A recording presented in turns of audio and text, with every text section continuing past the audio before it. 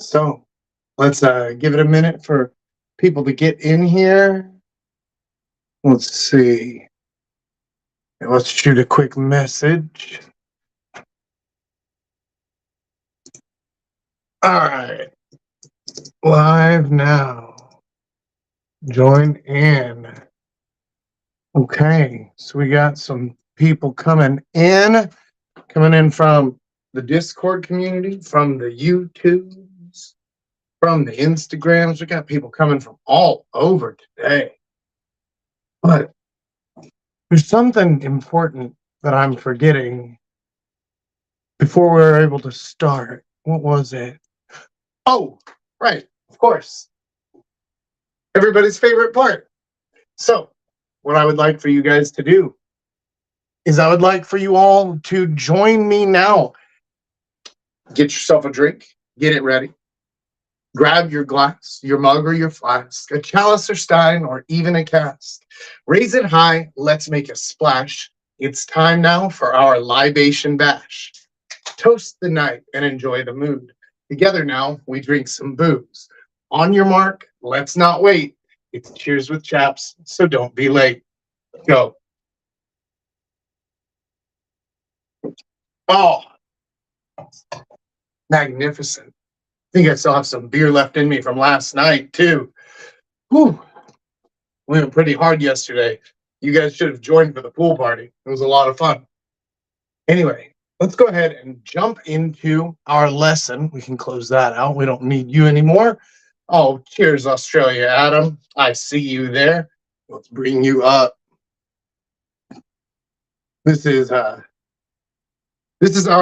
new setup currently.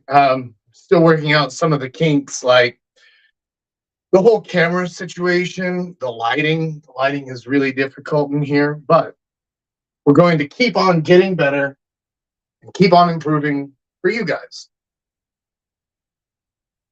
So let's go ahead and jump in to today's lesson. Today's lesson is how to tease effectively. This is important because just teasing is not going to help you out.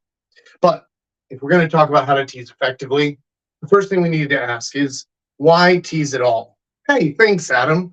I'm glad you like our new sign, and we've got the neon logo up here as well that we made, and the whiteboard. This is a big upgrade to the little handheld whiteboards that I was using before. It's still very obviously a duct tape production, but what you gonna do? It's just what we do here. So why tease at all? Why even bother teasing girls?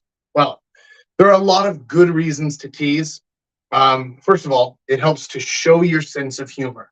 It helps her to better understand you. Shit just got real. Yes, Adam, it sure did get real. So it helps to show your sense of humor, to show some of your personality in a way that normally you can't. It also helps to alleviate a lot of tension. If you're doing it right, if you're actually leading conversations well, if you're pushing and pulling, then you're going to be developing and building up a lot of tension in the conversation. Now, this isn't a bad thing. It sounds like a bad thing, but it's not. You're building up sexual tension in your conversations, in your interactions. You're letting it up and then you're letting it down. And teasing and humor generally is one of the most effective ways to help bring it back down after you ramp it up a bit, and then you bring it back. And then you ramp it up more, and then you bring it back more. So teasing helps you to continue escalating in a conversation, in an interaction, in a way that you wouldn't be able to otherwise. One of the other big benefits of teasing is that you can use it to start to create more physical intimacy between the two of you.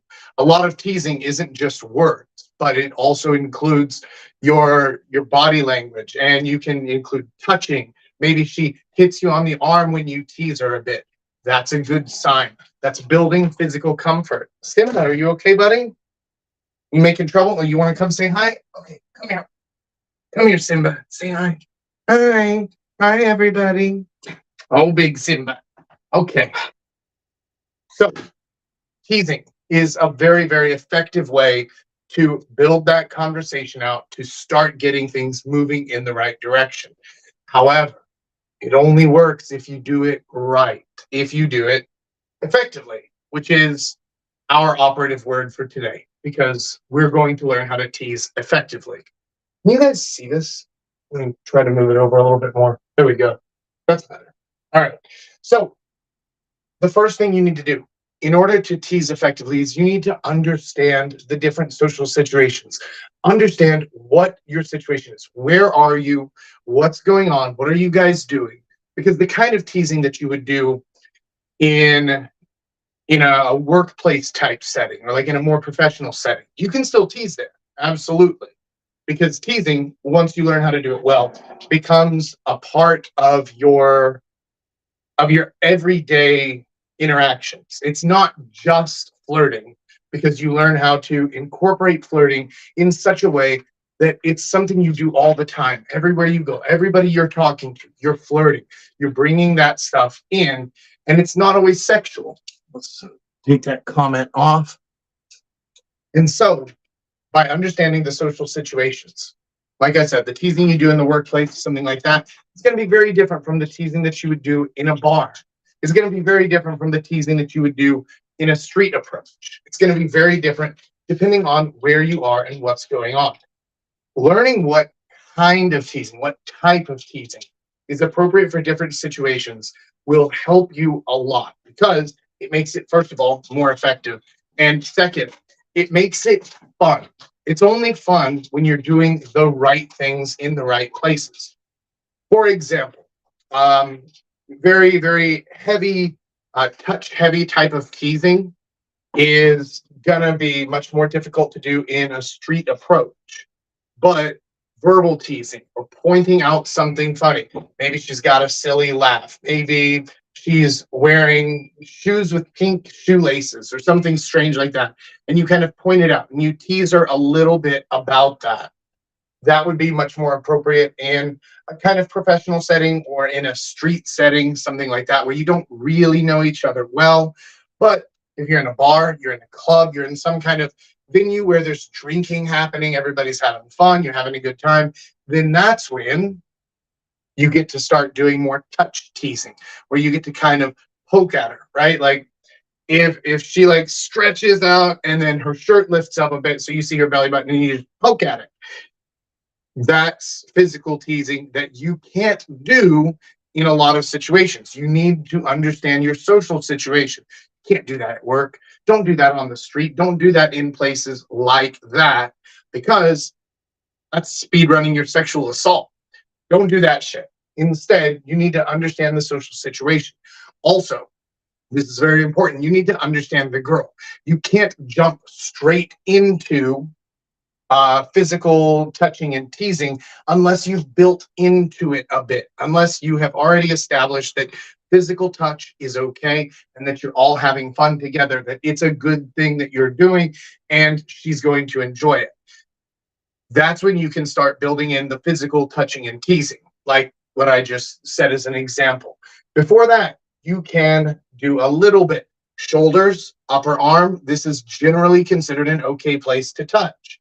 And so if you're building the touch in while you're making a joke, while you're teasing, while you're doing these things, then you're totally fine. You can start building that level of comfort, building that stuff in, so that whenever you later on in the right social situation are able to do that physical touching and teasing, it's going to come across a lot smoother and a lot more fun, and she's going to be comfortable with it. This is the most important part. And this is our next point here, which is taking the temperature. Understanding what a girl is okay with is, it's a dance. It's an art. It's not a science. There's no guaranteed 100% at this time, if you do this thing, then this girl will always enjoy it. That's not a thing. Instead, you have to learn to take the temperature. You have to learn to gauge her reaction to things. Whenever you start trying to do something and you're pushing the boundaries, you're pushing the limits a little bit of what you think might be acceptable, of what she might enjoy, then you need to check her reaction. You need to take the temperature of the social situation, of how she's responding, how she's reacting, of whether or not she's enjoying it. And then you can use that to again push the boundaries even more. Next time, I'm having to stand here because of this fucking ring light that keeps on getting onto the board. Okay. Anyway, so learning to take the temperature, learning to gauge her reactions, and whether or not she's enjoying something is going to teach you a lot about what kind of teasing works for you and your style, what kind of teasing works in whatever given social situation and things like that with this type of girl. Because again, the types come into play here. The types factor massively into what kind of teasing they'll enjoy and how effective those different types of teasing will be with her. So, you have a slut or an alcoholic, somebody who's already very comfortable with touch, very comfortable dealing with men, very comfortable with situations like that, then physical teasing is going to be fine, probably, for them. You need to learn to gauge that. However, you're dealing with a prude, a shy girl, or a friend type, maybe a worker bee. They're not as used to that kind of casual physical interaction between men. So maybe push a little bit and then back off, and push a little bit and then back off. A couple of important things here when you're taking the temperature. First, you need to pay attention to her exact responses, to her reactions. Pay attention to cues in her face. If she's smiling, but it's like, I'm not, yeah, then she's not smiling, right? She's telling you to stop it. If she's laughing, but she's laughing at you, not with you, unless that was the goal, then that means that you're doing something wrong. It means that you're not properly calibrated to the social situation. By the way, Paul, is the video quality as weird and grainy as it is here? It's bad. Yeah, I don't know what to fucking do with that. Okay, let's try turning off the Wi-Fi then. Or here's what we can do. Here's what we can do. Um, we can try using this camera instead. So let me move this camera out and I'll move the webcam in. Let's try to. Okay. Oh, motherfucker.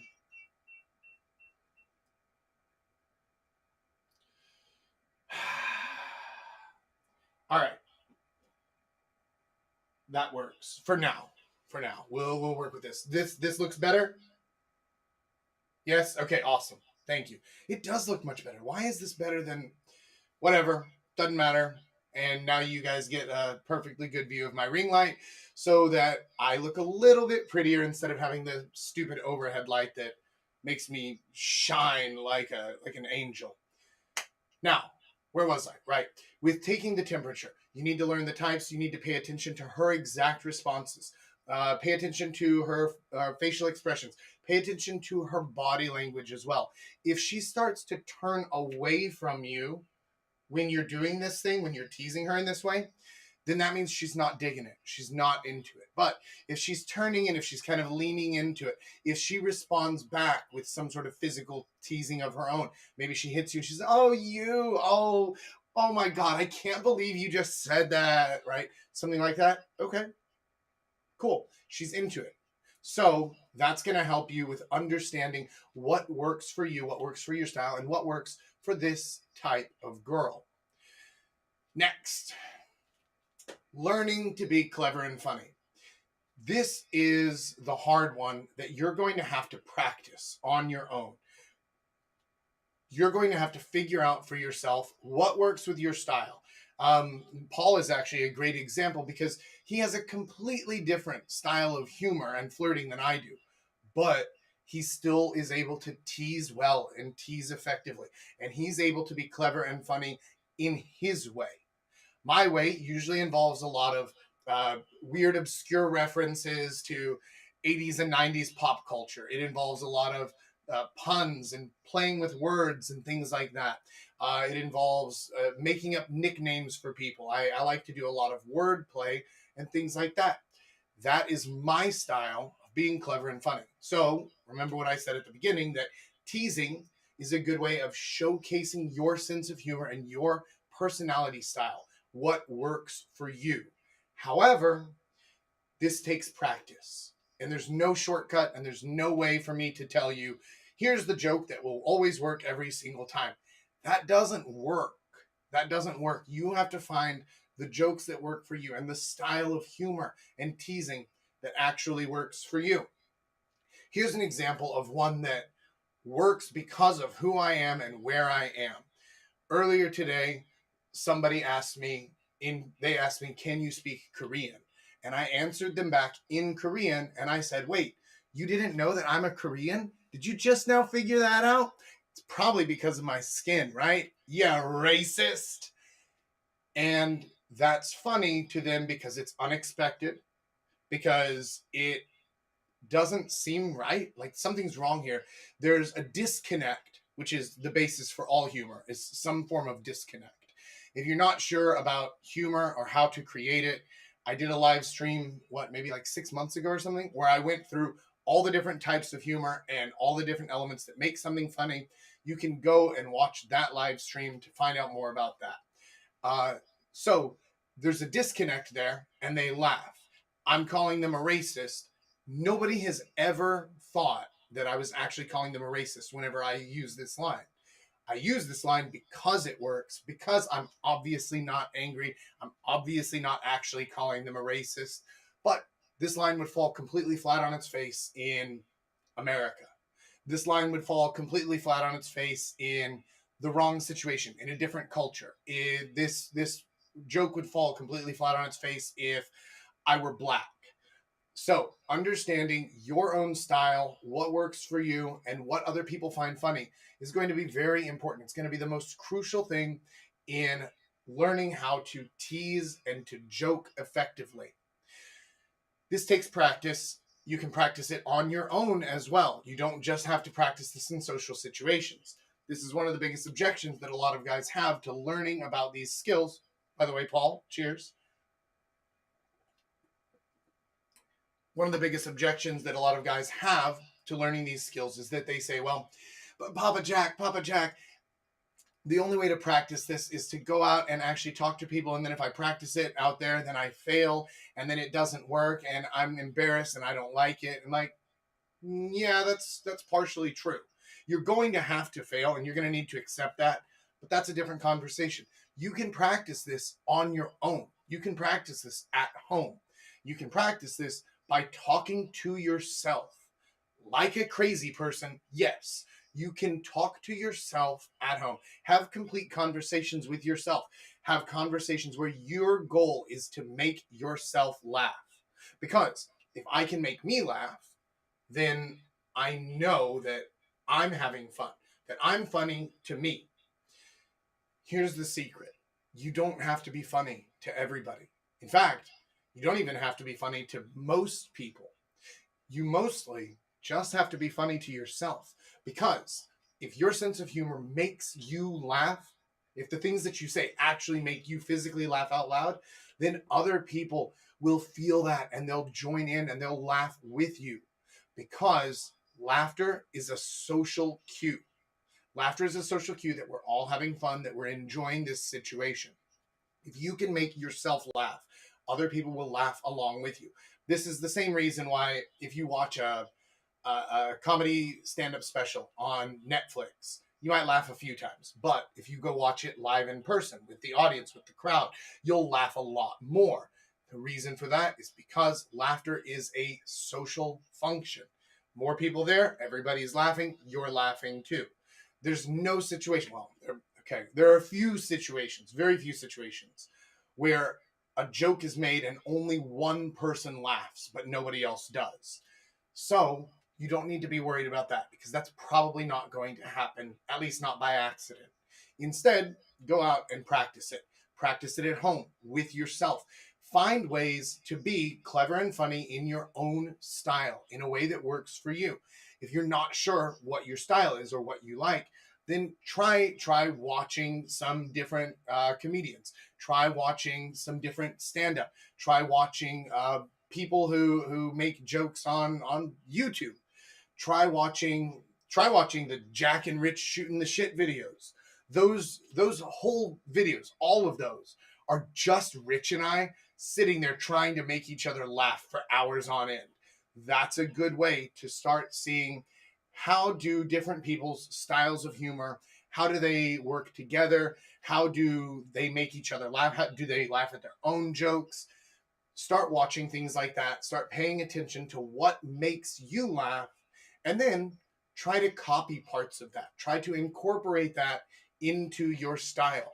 Maybe you're the kind of person who likes a lot of stupid dad jokes. Maybe you're the kind of person who only enjoys highbrow intellectual humor. Whatever it is, it doesn't matter. All that matters is that you start using it in your own speech. Practice it at home with yourself while you're talking to yourself like a crazy person. Practice it when you go out. Practice it when you're talking to people at work. Practice it when you're talking to your taxi driver, whatever. Practice it all the time because you start incorporating it into how you act. That's what I told you at the beginning, was that you start to use this everywhere you go in all of your situations because it becomes a part of who you are. And once you get good at understanding the social situations, understanding the types and how those play into it, once you're good at taking the temperature and understanding what kind of reactions people are giving you, what they're laughing at, what they're having fun with, once you understand how to be clever and funny in your own way, then you can use this humor. Let's see. There we go. Blocking the ring light a bit, but still keeping this visible. You can use humor to sexualize and to escalate encounters. You can do this in a lot of ways. First of all, humor is an excellent aphrodisiac. Everybody gets a little bit more excited when they're laughing, when they're having fun. The teasing part, like I said before, you can start using this physically. You can start teasing in ways that you wouldn't be able to before because you didn't know about the social situations, about the types, about the temperature, about how to be clever and funny while doing it. Once you have those things down, you can start using this to sexualize your encounters. Humor and teasing, especially, are one of the best ways to start escalating a situation, to make it more sexual, to get her more turned on and more ready to go. This is a thing that a lot of guys struggle with, is they struggle with understanding how can I take it from we're talking and we're having a good time to she wants to go home with me. And that requires escalation. It requires sexualization. You can't just go from 0 to 60. A lot of guys make this mistake, is they'll be talking to a girl for a couple of hours and they'll be chatting and having a good time. And then they'll just say, hey, let's go back to my place. And like, what the fuck? Where did that come from?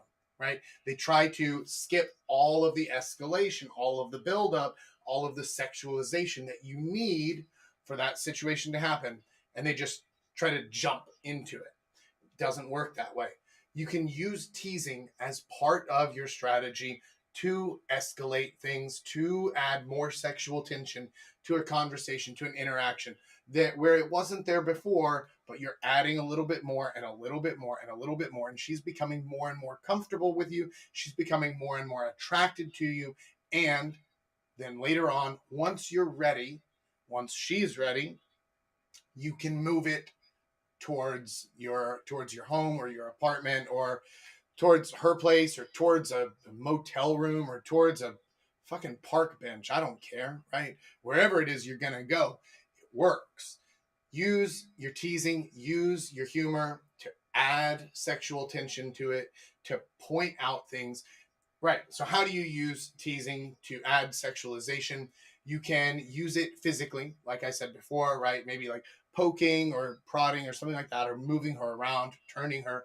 You can use it physically, but also you can use it to point things out, right? Um, uh, Using teasing in a way that this is very difficult to explain because I don't want you guys to misunderstand it and use it incorrectly. Telling a girl she has small boobs is not funny, is not teasing. It's ineffective and it just makes her mad. But making a joke where that is part of the joke is fine and it points it out. If you can do it in a way that is socially calibrated, that is correct to the situation, you can start adding in more sexual topics easily. You can add in things about your body, about her body, something like that.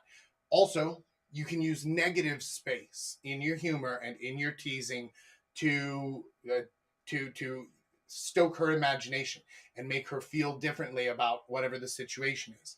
Um, for example, I saw a guy use this line exactly perfectly. This was years ago, but he was chatting with this girl, and he said, "By the way, did you know that I'm part black?" And she says, "Really? That's interesting. How much?" And he says, "Just a little bit. But what's important is that I'm black where it counts. My credit score is shit." And she cracked up laughing because the implication there, right, is that he's going to make some joke about, "Oh, I got a huge schlong," or something. But instead, he uses the negative space to redirect and say, "My credit score is shit." But now in her mind, she's thinking about his dick. So that's a good example of how you can use humor to sexualize without even saying anything that's more than PG rated, right? There wasn't a bad word in there. There wasn't a single swear, nothing racy, nothing dangerous, but it sexualized the conversation more. It made her think about those things. So you can use your humor, use your teasing to start building in more sexualization into your everyday conversations. The more you practice this, the more you do it, the better you will get at it, and the more effective it will be. So, tease. Learn how to tease, start practicing teasing. And if you're having trouble with this, if this is something that you want to get better at, but you're not entirely sure exactly how to get better at it, all you have to do is go over to realjacknorth.com right now, and you can sign up for a free call with me where I will help you to build out a dating strategy that works well for you. I'll help you if you need help with your humor. If that's what you're struggling with most, that's fine. We can talk together. I'll help you figure out what type of humor works best for you, what kinds of girls are going to respond well to that humor. Anything else that you're having trouble with, realjacknorth.com. Sign up today for your free call. Now, with all that said, it is time to move on to the live Q&A portion of today's video. This is going to be a little bit tricky logistically because the webcam does not work to our Q&A seat. So here's what we're going to do. We're going to move you a bit, and then we're going to change the camera over to the shitty grainy one because that's what we've got. Bring you guys. Okay. All right. Can y'all hear me okay? Let's bring you over with me. Is that even going to go? Maybe. Trying to do this without breaking anything. All right. Let's get set up here. Ah, yes. I have no idea why it's coming through so badly online, but here it looks beautiful. And let's get Paul in here. I haven't heard anything yet from the kid or from Caesar, so I'm not sure if they're going to be joining us later or not. But either way, how you doing, Paul? Doing good. It's been a busy week. Yeah. Yeah, this has been a very busy week. Well, I'm glad that you were able to make it and join us. Cheers, buddy. Cheers. What do you have today? A glass of, wow, straight vodka, and you're just chugging it like a champ. Yeah, of I'm course. impressed. It's Thursday. It's Thirsty Thursday. That's exactly it. All right, let's jump into it. So first of all, let's just talk a little bit about the topic. I know that with your style, you're a lot more serious and kind of intense and focused whenever you're flirting with girls than I am. How much do you use teasing in your general flirting style? I don't use it that much. So I generally I tease more with the element of surprise than anything. So since I'm a very serious and intense person, whenever I take out some of my random quirks, it just works really, really well with the humor and getting them laughing. And then Hmm. I'll just, based on their reactions, I'll very often just play off that. Yeah. Uh, I like what? Like can you give some kind of example? I know it's hard yeah, on top to of my grab them head. on the spot. Okay. So, for example, so I will say, like, someone asks me what I do, right? So yeah, Yeah. I run my own company. I work 60 hours a week. I work in IT, blah blah blah. Oh, by the way, have you ever and then, oh, okay, and then I work out, and then they ask me like, hey, what do you do for workout? And it's like, yeah, okay, just going to the gym. And every now and then I end up at some random yoga retreat or something. So how about you? How flexible are you? Right? And they will start cracking up because then they're going to be thinking Right. about it, right? And Yeah. then it goes back and forth, and says, yeah, I can't even touch my toes, right? Mm, And then they're like, yeah. okay, but why are you at a yoga retreat then? I didn't have anything better to do. And then, Because I look great in those yeah, pants. right. So it's about getting them to share something about themselves so that I know more about them rather than giving them anything about me. And then once they kind of get, if they do yoga regularly, perfectly, then I know exactly where I'm going to bend you over, right? Yeah. Yeah, absolutely.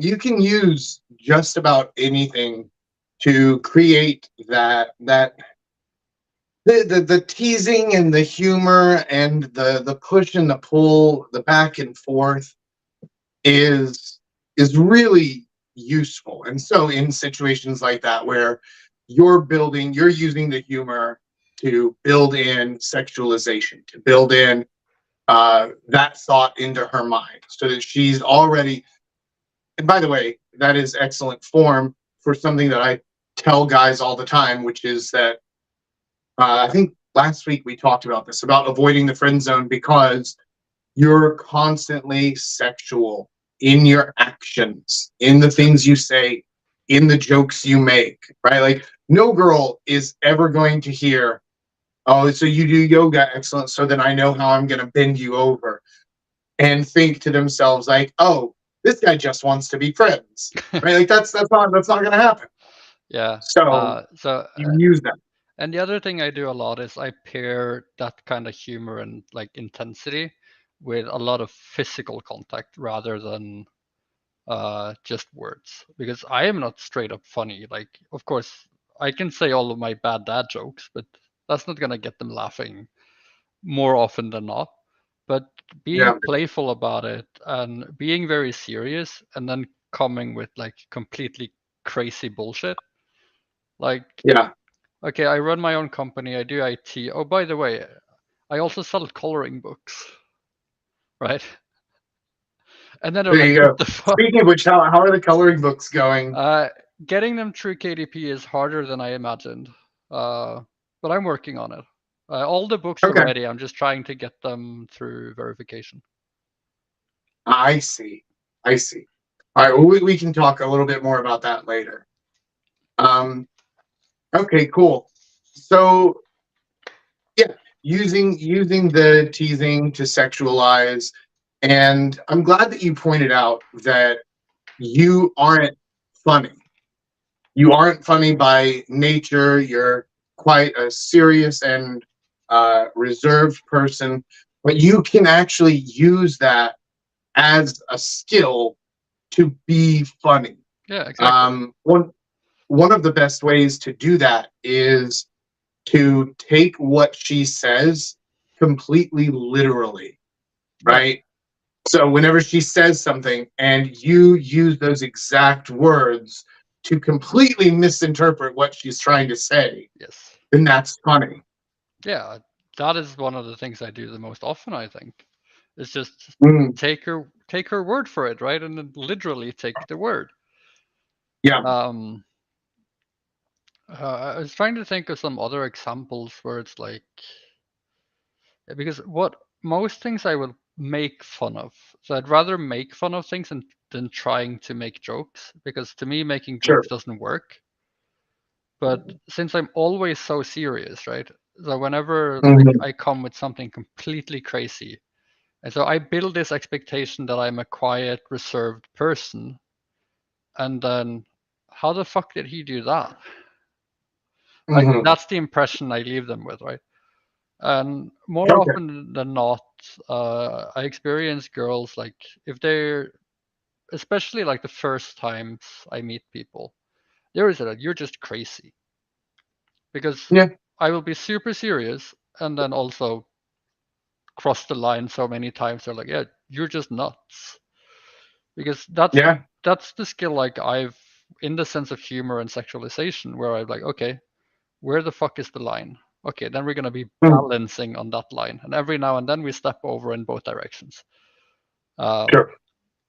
because in that case, there's never a dull moment. Like, yeah, you risk offending some people, but who cares? Yeah. That's actually a really good point, and that's a really important point. Is that you have to accept the fact that some people are going to be offended by it. Some people are not going to like your sense of humor, your style, and that's fine. Actually, it's better that way because the kind of people that you're going to be turning off, the kind of people that you're going to be pushing away, you don't want them. You don't want them to be around you. You don't want them to want you. You don't want them in your bed. You don't want them anywhere near you. So, good. If they're offended, if they don't like you, if they hate your style, that's fine. And it's better that way. So instead of trying to keep everything so sanitized and anodyne like most people do these days, go the other way. Be different by being brave and not being a coward, by saying the things that you think are funny, by showing your sense of humor, your style. And then if they like it, great. And if they don't, who cares? Yeah, and I think that that's very useful. yeah, and then another thing I do a lot for humor is I use the things they are wearing or stuff like that. If a girl is wearing a mini skirt, I will be like, huh, with my legs, I can guarantee you it looks better than on me than you. And then she Yeah, starts imagining it, yeah, and then and then you keep that in mind, because then you can use that also as your way to get her home later, sure, because then I can say, so how about we go back to my place and I'll show you how much better that miniskirt looks on me, right? exactly. Because then she's going to circle back to that first time when she was imagining it, and now she really wants to see it. Of Of course, you're course. never going to get to the point where you put on the miniskirt anyway, but that's not the point, Yeah, yeah, because she knows exactly. for that to happen, she has to undress. So at that point, Right, you're already at the goalpost. exactly. Right. You're already there. All you need to do is just step across into the end zone. Yeah. Right. And that's a good way. So using something that she's wearing. One thing that I've found to be really effective, especially out here in Korea, is girls will wear t-shirts all the time that have just like English words on them. And this doesn't take any skill at all. So this is a super easy and effective flirting and teasing technique that anybody can use. I just read out loud what their t-shirt says on it. And that's it, right? Super easy. But here's why it's effective, because you look at it and it says something like type service web. What is that? Right? And they're like, huh? What? Because they don't know, right? They're not paying any attention. And you just read it again and point it out. They look at it.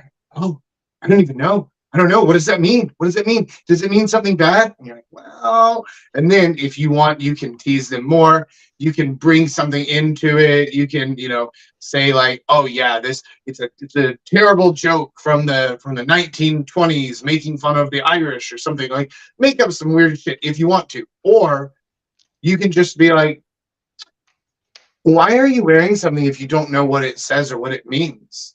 Like, what if it says something weird, right? And you can kind of tease her about that. That's not funny, but that is teasing. It's kind of pointing out weird things that they do. Um, so yeah, clothes work really well. Same thing if she's wearing, if she's wearing like New Balance shoes or something, and you're like, oh, did you steal those from your dad? Right? Because everybody knows that New Balance shoes are like the old man, those are the dad shoes, right? Okay, cool. And maybe she doesn't know that. Maybe she doesn't get that joke, that reference. That's fine. You can tell her that. Be like, everybody knows. Everybody knows that New Balance are dad shoes. Or she's wearing Vans, and you ask her if she's still in middle school or something, and like you can play with it. It doesn't even have to make sense. It doesn't have to make sense. You can just tease her in whatever way you like. However, like I said during the lesson, make sure that you learn to take the temperature to gauge her responses so that you have an idea of if she's actually laughing, if she finds it funny, if it's effective, right? Yeah, another one that's one of my favorites, and that I do every single time I meet or go on a date with someone who has tattoos, is I will always find an excuse to touch the tattoos, like kind of look it over, and then I would go, "Oh shit, it's rubbing off." To touch what? Tattoos. Oh, tattoos. Oh, Yeah. okay. And Yeah. then you kind of go Yeah. like, Yeah. Yeah. you're kind of touching it like this, and then you go, "Oh shit, it's rubbing off." Yeah. Because then they will That works too. freak out for a second, and then they will, of course, it's just a joke, and then they will start laughing like crazy. Right. That works. That's effective. Doing something like, wait, so how many tattoos do you have? Oh, I bet I know your best tattoo. You want to see if I can guess it? I bet you have a tattoo of my smiling face right on your ass cheek, don't you? That's the best tattoo, right? And it's stupid. It doesn't make any sense. Why would that, right? But it doesn't matter because it's silly, it's semi-sexual, but it's mostly just silly, and it gets them thinking in that way. Same thing works with piercings. If she's got like a whole bunch of ear piercings, then you can ask her something like, so where are your other piercings? And again, it just gets the mind working in that way. You're not using any bad words, you didn't say anything wrong, but it kind of just pushes things in that direction. Still teasing, still funny, even if it's not like haha funny. It works in that way. Yeah, and that's the thing, like, when teasing or doing jokes, like, you don't necessarily have to get them laughing loudly. As long as you Yeah, can force out that smile that indicates, okay, this is in the direction I think is funny, then that is, yeah, in most cases, it's more than good enough. yeah, yeah, absolutely. Absolutely. Um, you can have a lot of fun with this, and it doesn't have to be groundbreaking. It doesn't have to be a stand-up special. It doesn't have to be even Seinfeld level of funny, which is pretty fucking basic. It doesn't have to be any of that. It just gets things kind of moving in that direction. You add in a little bit of that push pull dynamic that I always talk about that helps you to build that tension. All right. Do you have anything else to add on the topic here of teasing? I don't think so. It would be like direct physical teasing. Like, Hmm. say you're playing a game or something, and you can kind of be shoving a little bit and kind of Yeah, just rubbing up, like bumping her a little to the side and stuff like that. Just yeah, actual physically just moving her or forcing her around. yeah. That can work very well, or they can be very put off by it. But in most like Mhm. game situations, you will get off easily by that one. And it's also an Yeah, excuse to touch them in places they don't get touched otherwise, right? exactly. And that's a good example if you're doing something competitive. Like I don't know, maybe you guys are doing the side by side basketball shooting or something, and then right when she's about to throw one, you just kind of nudge her a bit, Yeah. and right, like it's just kind of like just fucking with her a bit, just kind of teasing and poking fun. And something like that. Or if you're doing something cooperative, then using your body to help her with something, right? Like, here, let me Yeah, help you line up this shot or something like that. yeah, like or like Adding you're in that playing touching. playing beer pong, for example, and you just she's about to throw, and you say, oh wait, wait, wait, and then you grab her by the hips and you move her like half a step to the side, and right when she's about to throw, you just pinch her slightly. Yeah. It works like Yeah. crazy. Absolutely. Absolutely. That works well. Anything like that that's getting you closer to her, that's building that kind of touch, that physical comfort, anything that's helping to sexualize your interaction is absolutely going to be worthwhile. It's going to be worth doing, and it's going to help you. Okay, let's go on to another question then. Since the kid's not here, let me make sure that he hasn't like joined in or something. No, okay. No kid.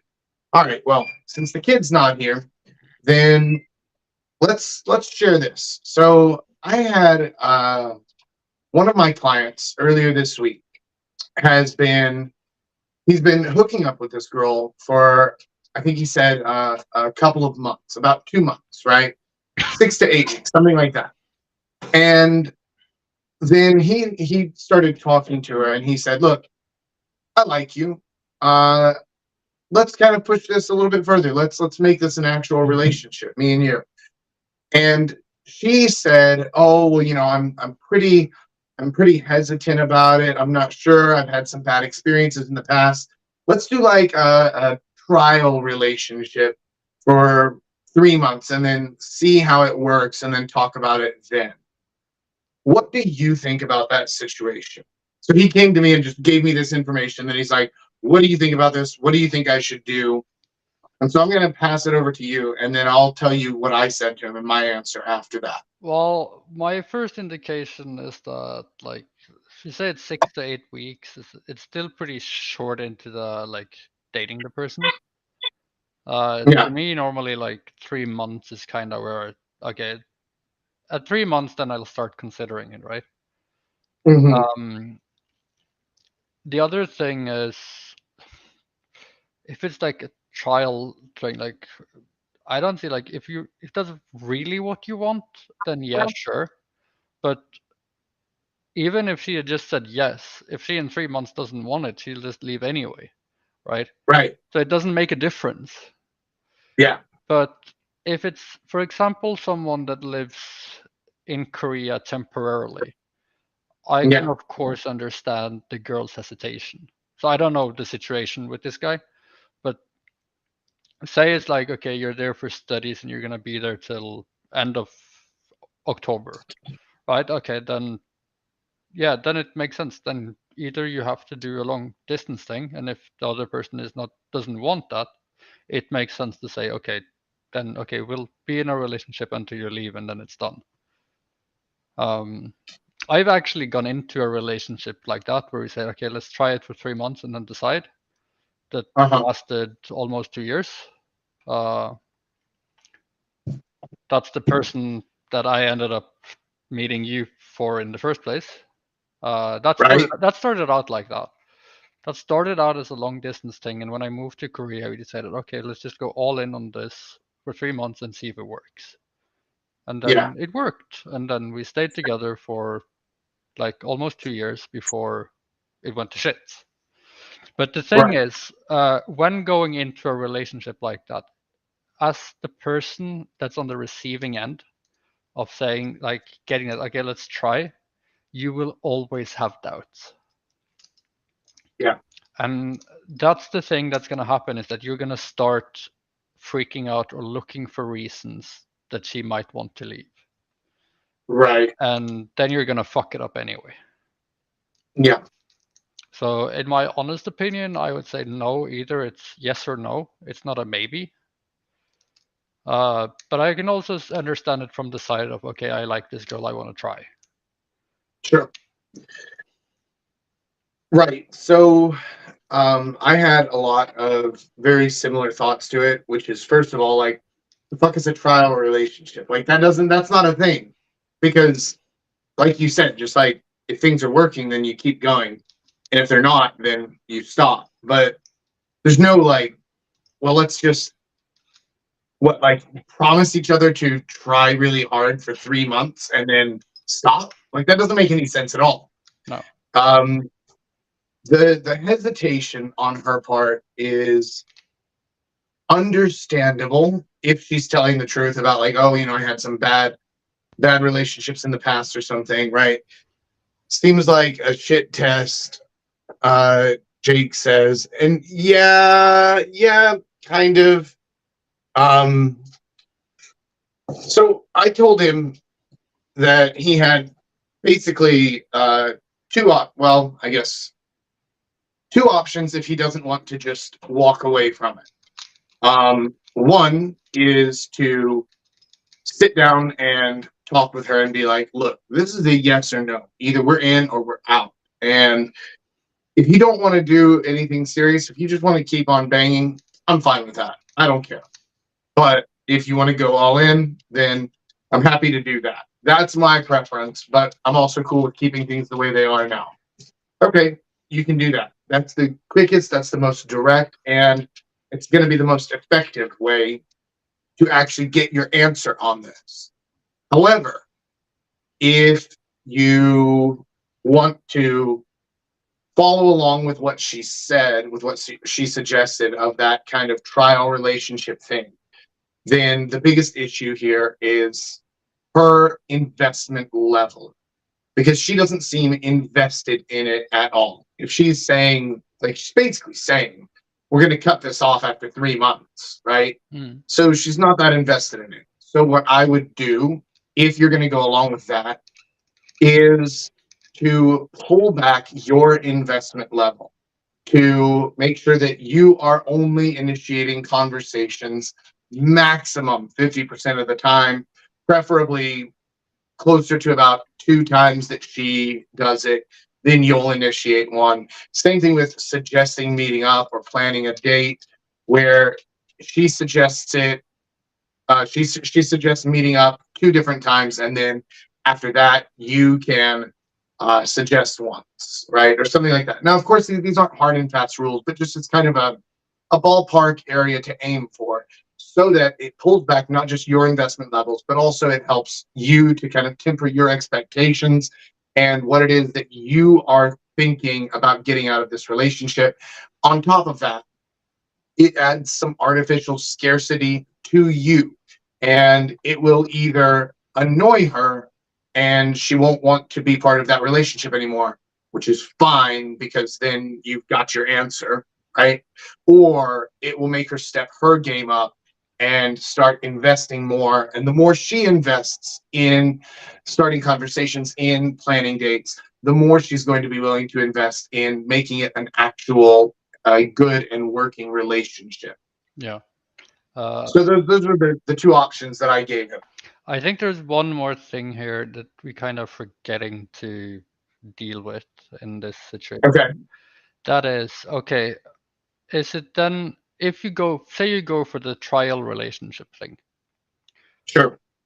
then you have to make it, okay, if that means you are going to be exclusive, which in my mind it sounds like it's the idea, Yeah, then you have to make it very, very clear that, okay, from this point on, anything is considered cheating. Because that steps up, okay, then you can't just be fooling around and keeping me on a leash, right? At least, okay, yeah, then we've agreed that, okay, if you do anything with anyone, you are from here on out a cheater. And that's just how it is. yeah, Because that sets that, okay, there's a very clear thing that entails in this. Yeah, it might be on a time period, but it's a very clear frame of what is allowed and what's not. sure, sure. Yeah, I think that is an important part, and I didn't mention that to him, but I feel like he knows that. right? This particular client, right? I'm not going to say who it is. I'm not here to put anyone on blast, right? But this guy he's competent. He knows what he's doing, and I am 99% certain that that goes without needing to be said. That he would also demand the exclusivity Yeah. in whether it's a trial relationship, a real relationship. Like this, that thing is still so weird to me. But whatever the situation is, I assume that he would know to demand that, to really call out the exclusivity part and the cheating and stuff, Mm. having clear expectations for one another. I think that's interesting. Now, as I'm thinking about it, I don't like this. I had a thought to like treat it almost like a negotiation, and be like, okay, cool, we can do that, but if we're going to do that, then I want this thing or this thing. And as I thought about it, that that seems that seems kind of shit. That seems like, whether intentional or not, basically poisoning the well and almost guaranteeing that the relationship will not work out well. I don't know. I'm not a fan of that. No, I think like either you have to set the like the expectation of okay what is entailed in the trial relationship, but after that Yeah, you you can't really use it to upsell something else you want. I don't think you can do that. yeah. I mean, like, you could, but it would, like I said, it would kind of poison the well, and Yeah. make make things worse than more than better. Yeah. Okay, cool. Then let's see here. Do we have something else? I Let's see. We talked about the question I had from the guy on Instagram. Um,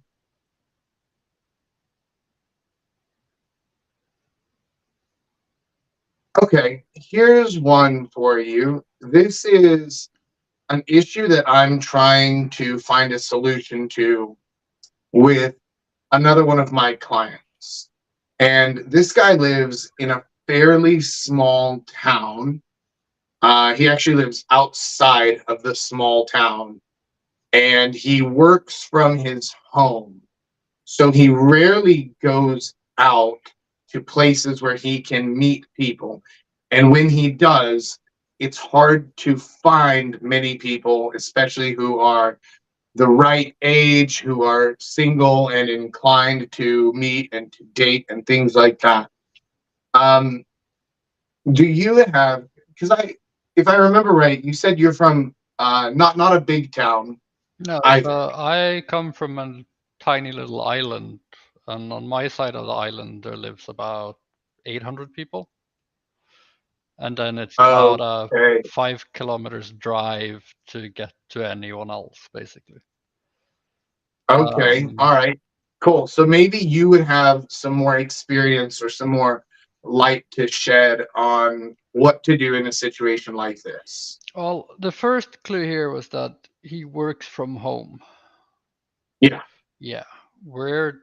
Why does home have to be exactly there, right?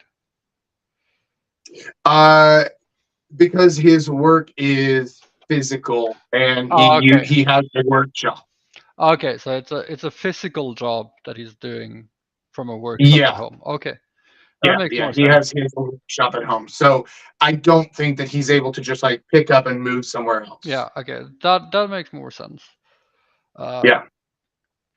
well, there are two things you can do, I guess. The first one is okay. What about if say you're working from a workshop, but like the items themselves are movable, or you can work on two projects at once. Would renting a workspace in like your nearest city for a day or two a week so that you can actually go to the city and do your work Right. there and kind of hang around before necessarily going home. At least that gives Yeah. you 2 afternoons every week where you're going to be around a little bit more people. Yeah. The other way to do it is that, okay, you do like I do when I'm here in Norway. I work my ass off for a couple of weeks, right? I work 10, 12, 14-hour days. And then Yeah. I just, okay, now I have enough. Fuck it, I'm going on vacation for a month. Like Right. like I did last time when I was in Korea. Like for the 3 weeks Sure. prior to traveling, I worked basically enough that I think I used 4 vacation days when I was there for like a week and a half. Yeah. Right? Doing things like that, like being creative with your time. Because if the thing is Mm. that you're at home and you can't go meet anyone anyway, then why don't get more out of the hours that you do spend at home so that you can take days or weeks off to go places where you can actually meet people? Right. Yeah, that's very similar to what I told him. I said any time that you're doing work that that you don't need to be in that workshop. So whenever you're doing accounting work, when you're doing your emails or like setting up stuff with clients or designing blueprints or specifications or anything like that, anything that you can possibly do from a laptop in another location, do that. Yeah, Go take your laptop and drive the whatever it is, the 15-20 minutes or something to get into the town. Go to a cafe in whatever area you have. Like if there's a trendy part, if there's a part of the town that's around a university, if there's a part of the town that's a little bit more upscale and where the worker bees hang out or something like that, go sit in that cafe and do your work there so that you're at least around people, and then start up conversations with people while you're there. Maybe work 50 minutes and then take a 10-minute break. On your 10-minute break, you Bento, please stop, buddy. And then on your break, uh, start a conversation with somebody. Doesn't even matter who it is, a guy, a girl, an old lady, the barista who's bored and checking her Instagram. Anybody works, but just start talking to people, start meeting people. Even if all you do is just talk to guys and make friends, then making friends, they will invite you to social interactions, to parties, to uh, pub night or whatever. yeah. And I think one thing you said there, if that's the case for this person, it's you already have the ideal icebreaker. Like if you're there because you're working on blueprints or designs for something you're building, your easiest icebreaker in the world is, hey, excuse me, can I just ask you a quick question? What do you think about this design? And then you have a conversation. And Yeah, it's also, you get to talk about a topic that you're already comfortable with. So you yeah, kind of break the ice and you get a little bit into it, and then you take it from there. yeah. I think so as well. So I'm glad that my advice, without, because I don't have the kind of small town experience that you do, and so I'm glad that my guess, my inclination was correct, Yeah. and is the same thing that you would do in Yeah. that situation. So I can say a little bit more about where I'm from. So the elementary school where I went had Yeah. first to seventh grade and a total of 75 students across Wow. seven grades. Yeah. That is small, man. Yeah. So you get used to like, so what happens in places like that is that the people you hang out with vary a lot in age because that's the Uh-huh. four people's houses you can actually walk to. Right. So like for me, that was, I had one friend who was my own age and then two others living around my place that is 3 and 4 years older than me. And Hmm. that's a lot when you're 10, 11 years old. Yeah. But that's the only people you can hang out with, right?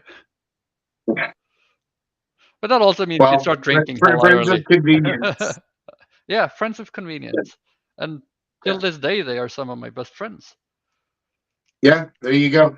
Well, and the more I feel like the more people he talks to, and the more relationships he builds, even with other guys, the better off he's going to be in every other aspect, in his dating, in meeting women, in just building that social muscle Yes. of talking to people.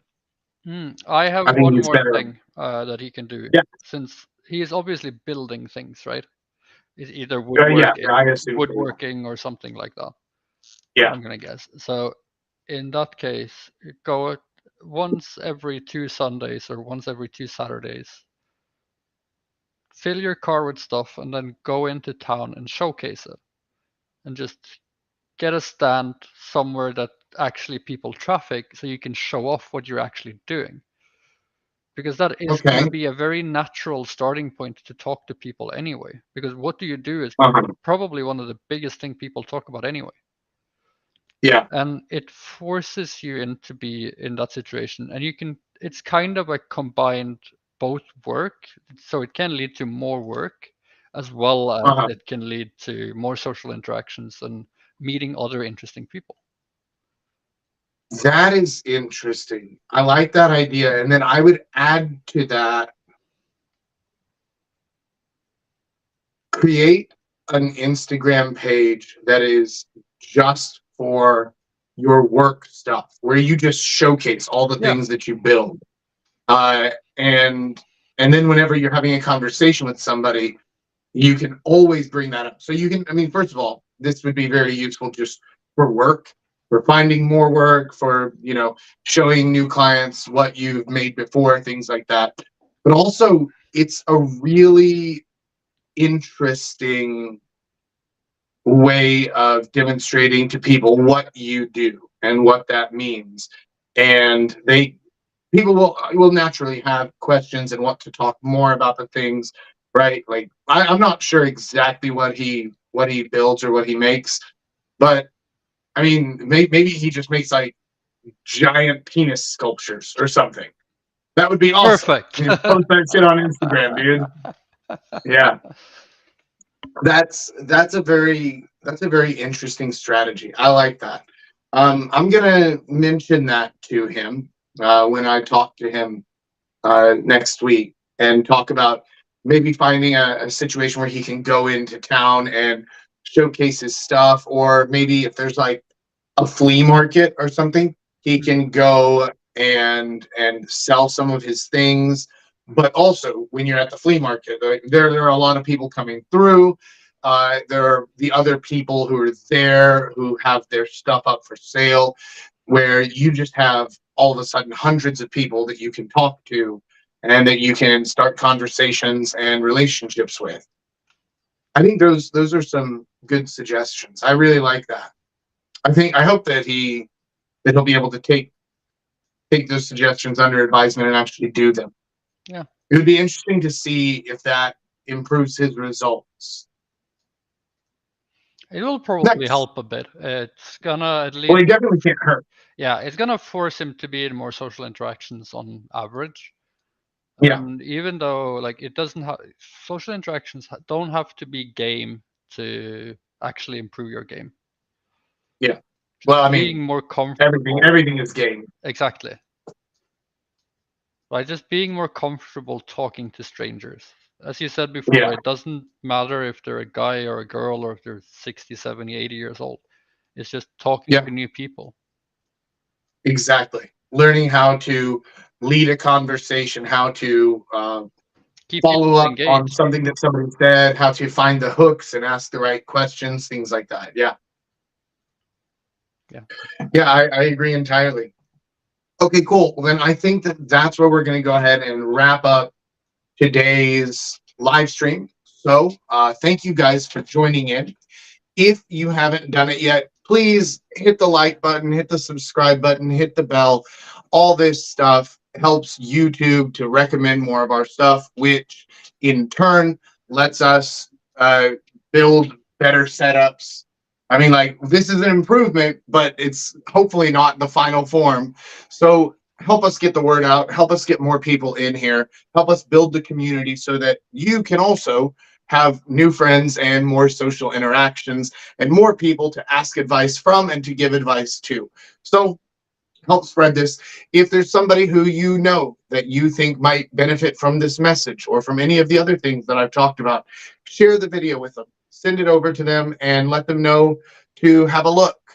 And I appreciate all you guys who have watched up till now. Thank you so much for joining. Thank you, Paul, for joining in as well. Final cheers with chaps for you, buddy. Cheers. Cheers. Mm, that is the end of the beer as well. So perfect timing to finish the stream. And I will catch you guys next week. So until then, Papa Jack out.